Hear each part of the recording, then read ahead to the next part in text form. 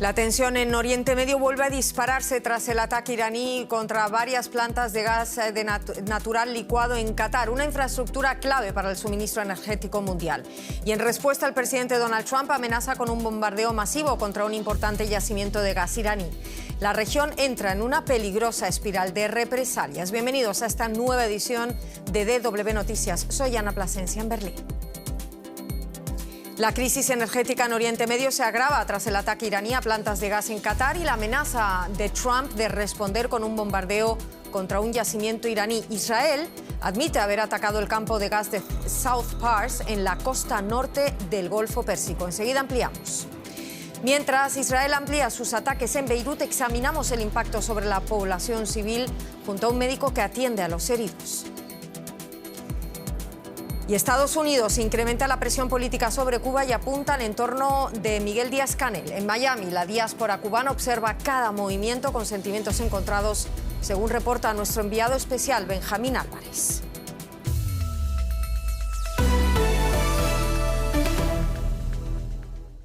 La advertencia es clara. El presidente estadounidense Donald Trump amenaza a Irán con un bombardeo masivo si Teherán vuelve a atacar instalaciones gasíferas en Qatar. Irán atacó el miércoles por la noche las instalaciones de gas licuado de Ras Laffan en Qatar, causando daños importantes.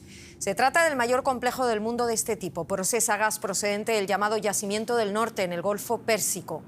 Teherán afirma que los ataques fueron una represalia por los bombardeos israelíes contra instalaciones energéticas en el yacimiento de gas de South Pars y en Asaluye. Irán depende en gran medida del gas que utiliza para generar alrededor del 80% de la electricidad del país. El presidente estadounidense Donald Trump anunció en su red social Truth Social que ni Estados Unidos ni Qatar sabían del ataque al mayor campo de gas natural del mundo en Irán, Pars South. Trump también dijo que Israel atacó por ira, pero enfatizó que no volverá a ocurrir. Israel no llevará a cabo más ataques con respecto a este extremadamente importante y valioso campo de South Pars, a menos que Irán decida imprudentemente atacar Qatar, que en este caso es muy inocente. Si esto ocurre, los Estados Unidos de América, con o sin ayuda o consentimiento de Israel, harán explotar de forma masiva todo el campo de gas de South Park, en español Pars Sur, como ven. Vamos a ver, Donald Trump amenaza con un ataque masivo contra un yacimiento iraní si Teherán vuelve a golpear la industria energética qatarí. José Díaz Briceño en Washington, ¿hasta qué punto debemos tomar en serio estas amenazas y qué reacciones nos llegan desde Washington? Los analistas aquí en Washington consideran que desde el día de ayer la guerra en Irán entró en una etapa de más difícil predicción. Esto luego de los ataques, como ya describiste, a toda la infraestructura energética en distintos sitios en el Medio Oriente y en específico ahí, en ese nodo en el Golfo Pérsico. Y sin embargo hay que decir que hay preocupación por las palabras del presidente Trump, que son presentadas como un recurso de última necesidad por parte del presidente si Irán ataca más infraestructura petrolera o gasífera de sus socios en el Golfo. Y sin embargo, el propio presidente Trump reconoce que estos ataques, ya sea de un lado u otro, son pues bastante contraproducentes. Hoy mismo en la oficina oval, a recibir a la primera ministra japonesa, el presidente Trump confirmó haber hablado con el primer ministro de Israel, Benjamín Netanyahu, asegurándole que no era ya pues posible que se siguiera atacando este tipo de infraestructura por parte de Israel. Y sin embargo, el propio presidente Trump aseguró que estaría considerando tomar la estratégica isla de Kar, que está localizada en el norte del Golfo Pérsico y por el que pasa más del 90% de la exportación iraní de petróleo, algo que para muchos especialistas se necesitaría tropas en tierra estadounidenses para lograrlo. José, el Pentágono pide 200.000 millones de dólares para financiar la guerra contra Irán. ¿Qué más ha dicho Trump hoy? Y también sobre el calendario para el fin de esta ofensiva. Los cálculos son aquí en esta capital que Washington está gastando entre 1.000 y 2.000 millones de dólares al día en esta guerra en Irán, algo que pues representa números realmente estratosféricos. Hay que decir que el presidente Trump, al ser cuestionado sobre para qué se necesitarían estos 200.000 millones de dólares, aseguró que sería para distintos propósitos. El secretario de Guerra, Pete Hegseth, fue cuestionado esta mañana sobre esa cifra y aseguró que era necesario tener dinero para matar a tipos malos. Esto pues asegurando que buena parte de ello sería necesario para los abastecimientos de municiones de alta precisión para pues los inventarios del Pentágono. Y sin embargo, aquí hay muchas dudas, pues esta misma solicitud de 200.000 millones de dólares ante el Capitolio pondría también al presidente en contraposición a las promesas de campaña de menos gasto y en particular con sus aliados republicanos. Eso es algo que preocupa, así como el calendario, pues el presidente Trump ha dicho en estos momentos yo terminaré la guerra, y esto lo dijo en días pasados, cuando lo sienta en mis huesos. Muchísimas gracias por todo esto, José Díaz Briceño en Washington. Un saludo. Y el ejército israelí también mantiene su ofensiva en Líbano, donde asegura que está atacando a combatientes del grupo islamista Hezbollah. Su brazo militar es considerado terrorista por Estados Unidos, Alemania y otros países. Los últimos ataques han alcanzado objetivos en el sur, cerca de la frontera con Israel, como aquí en la antigua ciudad de Tiro. La Agencia Nacional de Noticias de Líbano informa que 2 personas murieron en esos ataques y otras 2 fallecieron en otro ataque más al norte. Las autoridades libanesas aseguran que los ataques israelíes han dejado al menos 1 millar de muertos desde que comenzó la guerra. Más de un centenar eran niños, según datos de la Organización Mundial de la Salud. Bueno, de hecho, los enfrentamientos entre Israel y Hezbollah han desencadenado una grave crisis humanitaria en Líbano. La ONU advierte de que resulta cada vez más complicado, además, hacer llegar la ayuda a las zonas afectadas debido a la intensidad de esos combates y a la inseguridad en las rutas de acceso. Más de 1 millón de personas, una quinta parte de la población libanesa, se ha visto obligada a abandonar su hogar y desplazarse dentro del país. Vamos a verlo. Tiro es una ciudad fantasma. El martes, Israel alertó a los residentes de que evacuaran la urbe. Hace unas semanas vivían aquí 60.000 personas. Estas imágenes fueron grabadas por un equipo de noticias francés el miércoles. Casi no queda nadie. Tiro es un bastión de Hezbollah. Las banderas de la organización islámica ondean en las calles. La ciudad ha sido blanco de repetidos ataques aéreos israelíes durante las últimas semanas. Esto es lo que queda de una sucursal bancaria ligada a Hezbollah tras un bombardeo israelí. Desde el inicio de la guerra, Israel ha dictado varias órdenes de evacuación en el sur del Líbano, primero hasta el río Litani y posteriormente hasta el río Saharani. Más de 1 millón de personas han acatado estas órdenes, convirtiéndose en desplazados. En Beirut, la gente duerme en la calle, algunos en carpas, otros buscan refugio del frío invernal en sus coches.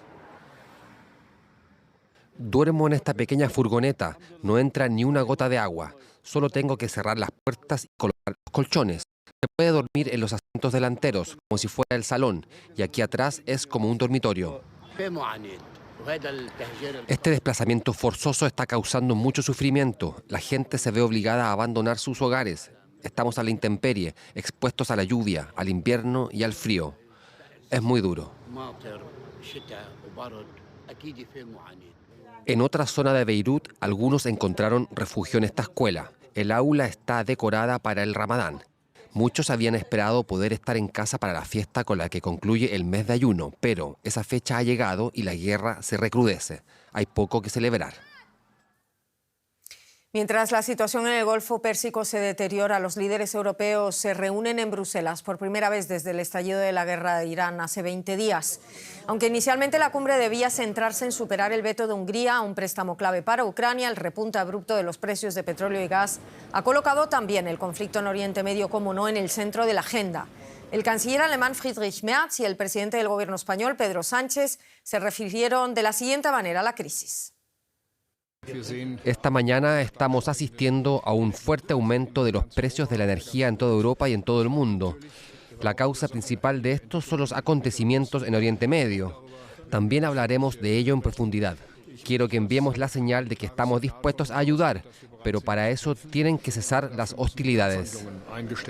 Una guerra que desde el Gobierno de España, y yo diría que desde el conjunto de la sociedad española, desde el primer minuto hemos condenado, que no apoyamos, que consideramos ilegal y que desgraciadamente, no solamente en términos de costes de vidas humanas, de desplazados y refugiados, sino también desde el punto de vista del bolsillo, del bienestar de nuestros conciudadanos, ya empezamos a sufrir.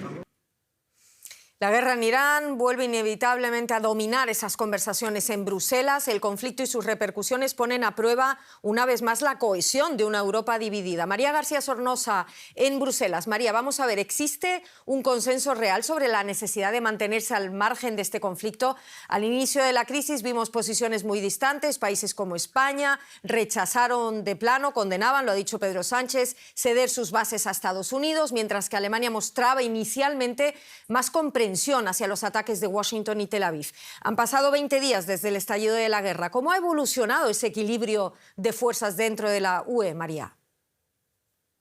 Sí, Ana, hoy aquí en Bruselas vemos una imagen poco usual, unidad de los 27 Estados miembros en el conflicto de Oriente Próximo. La Unión Europea insiste en que esta no es su guerra, que no la quieren, no fueron informados sobre ello y ni siquiera saben cuáles son los objetivos militares que persigue Estados Unidos e Israel. Es cierto que durante los primeros compases del conflicto vimos diferentes posiciones e incluso se llegó a cuestionar la valía del derecho internacional. ¿Qué ha pasado durante estas 3 semanas? Bueno, la percepción de que la guerra está durando mucho, de que se está yendo fuera de control y sobre todo que está teniendo un impacto en el bolsillo de los ciudadanos europeos. De hecho, los líderes debaten en estos momentos medidas para aliviar la factura de la luz. De alguna forma, los países europeos están dispuestos a contribuir para aliviar la situación del estrecho de Hormuz, pero siempre y cuando con la única condición de que las armas se silencien. Primero, hoy de Bruselas sale un mensaje de unidad a la desescalada y una llamada a la diplomacia. María, ya lo dices, la guerra en Irán protagoniza, pero no queremos dejar de lado a Ucrania. Se esperan decisiones importantes respecto al paquete de ayuda aprobado por la mayoría de países europeos el pasado diciembre y bloqueado por el primer ministro húngaro Viktor Orbán, que según sus declaraciones de hoy sigue manteniendo ese veto.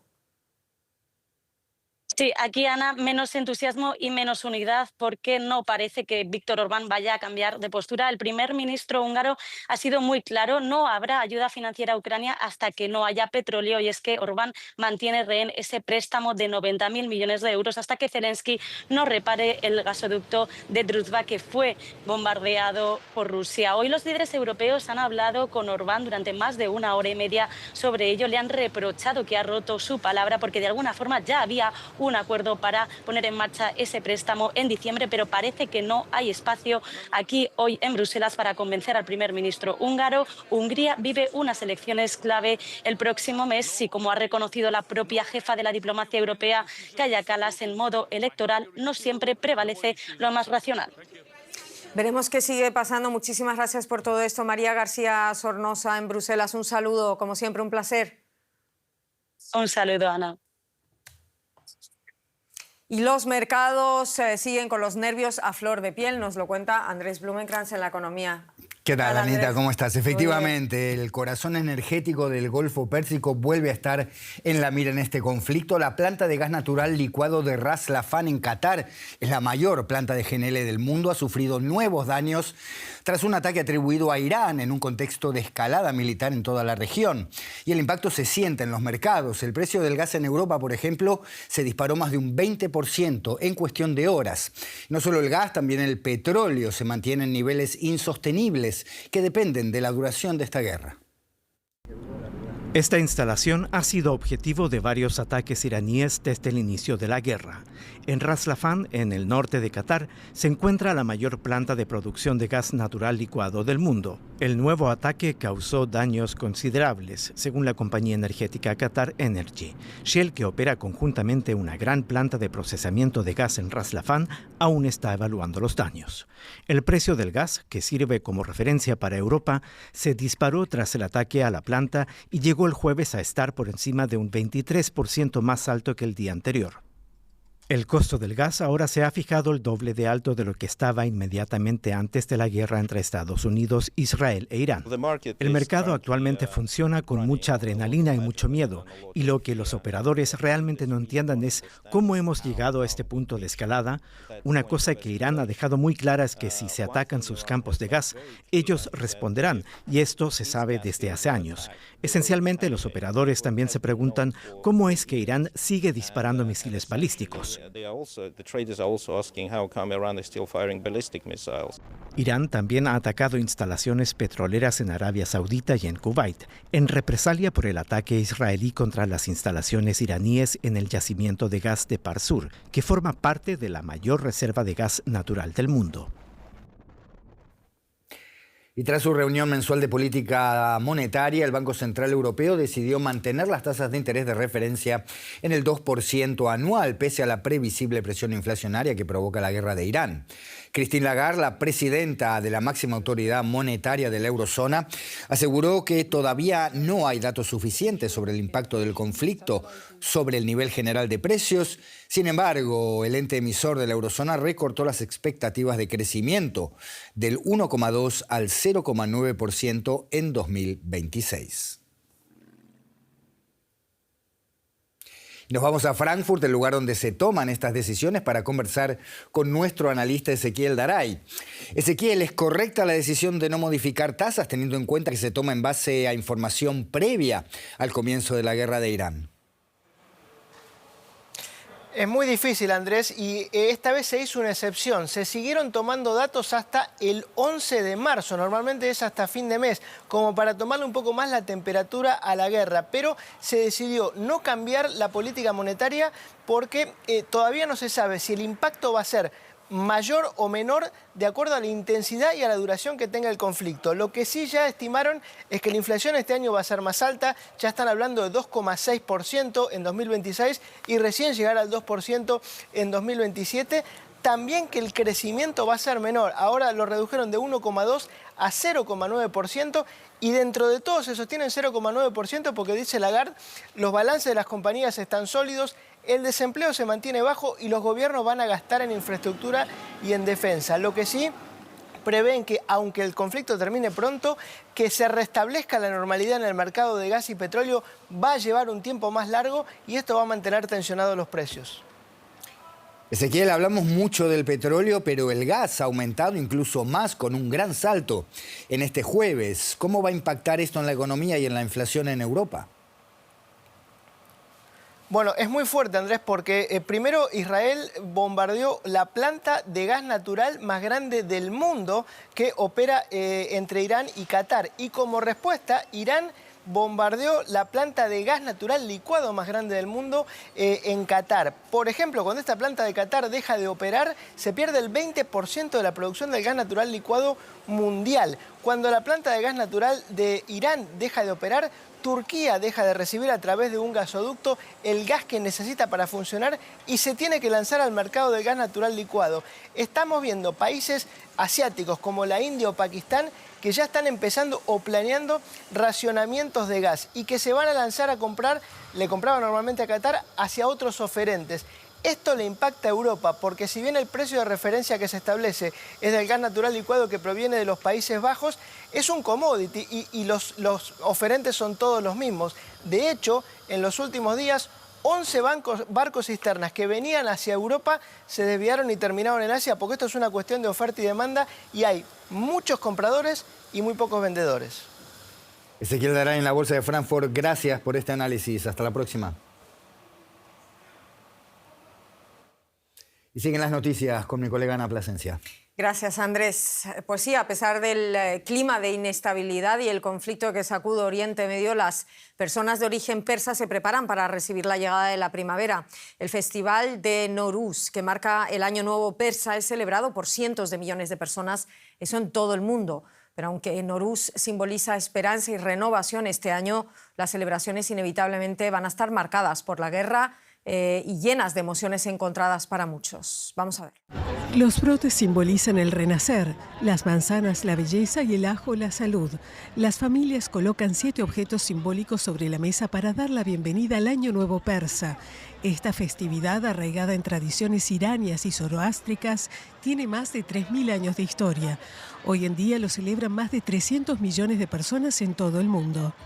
Los persas lo celebran cada año. Es una forma de reunirse en comunidad, como lo estamos haciendo hoy en este mercado. Para mí, en este momento, representa la luz que llega después de la oscuridad. Este año, en Washington, D.C., las celebraciones se viven con menos entusiasmo debido al conflicto en Irán. Este mercado, que ya cumple su 9ª edición, está organizado por la comunidad local. Lo importante aquí es el sentimiento de comunidad, juntarse y pasar tiempo juntos. En la tradición de Nowruz se celebra la renovación, el renacer de la vida y todos los deseos y esperanzas que tenemos para el nuevo año. También es una oportunidad de conectarnos con algo que compartimos todos, esa luz que llevamos dentro y que podemos compartir con los demás. En estos momentos tan difíciles, solo puedo decir que estos últimos 14 días he estado más triste que en los últimos 14 años. Pero estar con otras personas, aunque no estemos de acuerdo en todo, es la mejor manera de ser humanos. Para muchas familias, aunque los seres queridos estén lejos, nunca lo están de sus pensamientos. Las noticias llegan, pero no con frecuencia. Casi no tenemos contacto con nuestra familia ya, con mi abuela, mis tías y tíos. La vida sigue, pero sentimos como si una nube muy oscura estuviera siempre sobre nosotros. No tenemos demasiada comunicación con ellos, pero recibo una llamada por semana. Están en sus casas y prácticamente están confinados. Estoy segura de que en algún momento harán una pequeña celebración familiar.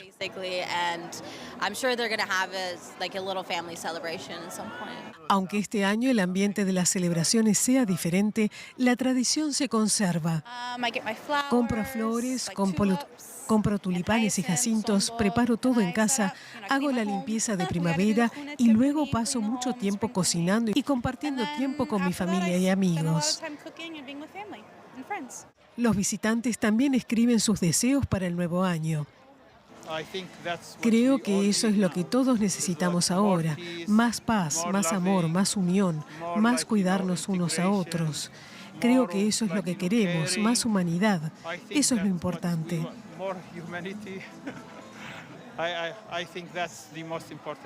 Solo deseo algo de alivio para el pueblo de Irán. Paz y libertad para el pueblo de Irán. Ocupa titulares también en nuestra región el que Costa Rica cierra su embajada en La Habana. No solo eso, sino que también ha expulsado a los diplomáticos cubanos del país. El presidente Rodrigo Chávez asegura que Costa Rica no reconoce la legitimidad del régimen comunista de Cuba. Costa Rica se ha convertido en un estrechísimo aliado del presidente estadounidense Donald Trump, que mantiene, como sabemos, un cerco energético sobre Cuba y además amenaza con tomar la isla. Desde La Habana se emitió un comunicado asegurando que el gobierno costarricense tiene un largo historial de subordinación a Estados Unidos contra Cuba y que este paso era uno más impulsado por Washington para aislarlos. También ha sido una semana marcada por la presión que Estados Unidos ejerce sobre Cuba, ya lo comentaba, se abre así un nuevo capítulo en una relación ya marcada de tensiones y eso durante décadas. A los recortes en el suministro de petróleo venezolano que han desencadenado apagones generalizados en la isla se suma ahora esa estrategia política en la que Washington apunta al círculo cercano del presidente Miguel Díaz-Canel y apunta también a un eventual relevo en el liderazgo cubano.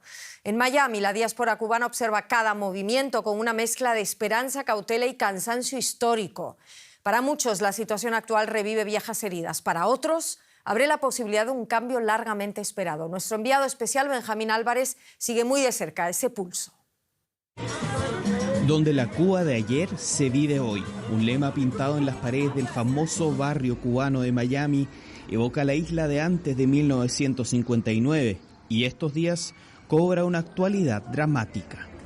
Aquí en la pequeña Habana, en Miami, la comunidad cubano-estadounidense vive estos días de creciente tensión entre Washington y La Habana con sentimientos encontrados. Por un lado, esperanza de finalmente ver un cambio político tras décadas de dictadura, Pero por otro lado, esa preocupación por los que aún viven en la isla y que sufren por los apagones, la escasez y la falta de libertad que impone un régimen cada vez más acorralado. A esto se suma el tono cada vez más agresivo del presidente estadounidense. Creo que tendré el honor de tomar Cuba. Eso sería bueno. Es un gran honor. Ya sea que la libere o la tome, creo que puedo hacer cualquier cosa que quiera con ella. No es nuevo el interés histórico de Washington por influir en Cuba. Estados Unidos busca garantizar su hegemonía geopolítica neutralizando las alianzas de La Habana con Rusia, China e Irán. Así busca además eliminar cualquier amenaza a solo 150 kilómetros de Florida. El presidente Trump ha dejado claro esta prioridad con la intervención en Venezuela, donde aplicó su versión actualizada y más agresiva de la doctrina Monroe, a la que él mismo ha denominado Doctrina Monroe. Pero el tono directo y las amenazas de una autodenominada toma amistosa bajo esta administración sí son nuevas. La respuesta desde La Habana no se hizo esperar. Estados Unidos amenaza públicamente a Cuba, casi a diario, con derrocar por la fuerza el orden constitucional. Estas amenazas abren varias preguntas incómodas entre los exiliados. ¿Busca Washington convertir a Cuba en un protectorado estadounidense? ¿Se repetirá el modelo de Venezuela, donde Maduro cayó, pero su círculo de poder quedó prácticamente intacto? Hay tres escenarios principales en juego. La continuidad de la situación actual, ese es el peor, por lo tanto, ningún cubano razonable lo quiere. Segundo, un proceso al estilo Venezuela. No nos gustaría, no lo queremos, pero sería preferible a la primera opción. Y tercero, la opción que todos queremos y deseamos, rápida transición a la democracia. Ferrer, quien pasó años en prisión como líder del movimiento pro democracia, insiste en el pragmatismo y la claridad. No queremos tampoco que Cuba termine siendo un protectorado o una nación dependiente de los Estados Unidos. Queremos una Cuba libre, democrática, con justicia, una Cuba independiente y soberana, aliada de los Estados Unidos, pero también de todo Occidente. Su amigo Lilo Vilaplana, director de cine y televisión exiliado desde hace casi 29 años, añade: si no se sanan las heridas, no va a hacerse la nueva Cuba. Hace falta sanar esas heridas para que nazca una nueva república, para que la nación se salve, para que la nación se cure. En la pequeña Habana, la diáspora celebra cada paso que acerca a la caída del régimen, pero también observa con desconfianza tras observar lo que pasó en Venezuela. Porque después de 67 años de espera, nadie aquí quiere cambiar una dictadura por un protectorado. De momento esto es todo, vamos actualizando contenidos y volvemos en menos de 2 horas si quieren. En nombre de todo el equipo, gracias por estar ahí.